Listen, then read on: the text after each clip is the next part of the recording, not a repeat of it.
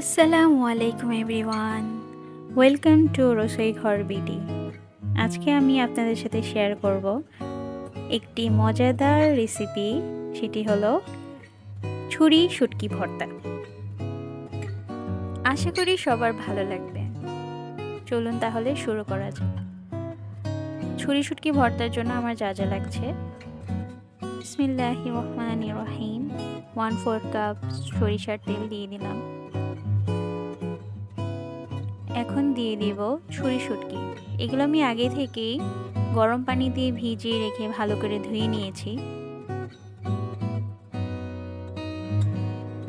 কিছুক্ষণ শুটকিগুলো ভাজতে থাকবো। তারপর দিয়ে দিব 3 টেবিল চামচের মতো রসুন কুচি। রসুন কুচি দিয়ে ভালো করে মিশিয়ে ভাজতে থাকবো। শুটকি মচমচে হওয়া পর্যন্ত ভাজতে থাকবো। আমার শুটকি ভাজা হয়ে গেছে। এখন ব্লেন্ডার জারে শুটকিগুলো তুলে নেব।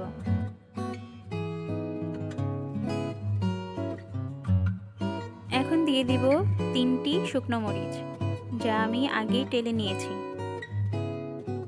মিডিয়াম স্পিডে ব্লেন্ড করে নিব। ছুরি শুটকি হতে বেশি টাইম লাগে না, তাই বেশি মিহি করবেন না, ঠিক এমনটা। ব্লেন্ড করা শুটকিগুলো একটি পাত্রে ঢেলে নিব। এখন 1 চিমটি পরিমাণ বা আপনাদের স্বাদ অনুযায়ী লবণ অ্যাড করবেন। দিয়ে দিব 3 টেবিল চামচের মতো পেঁয়াজ কুচি।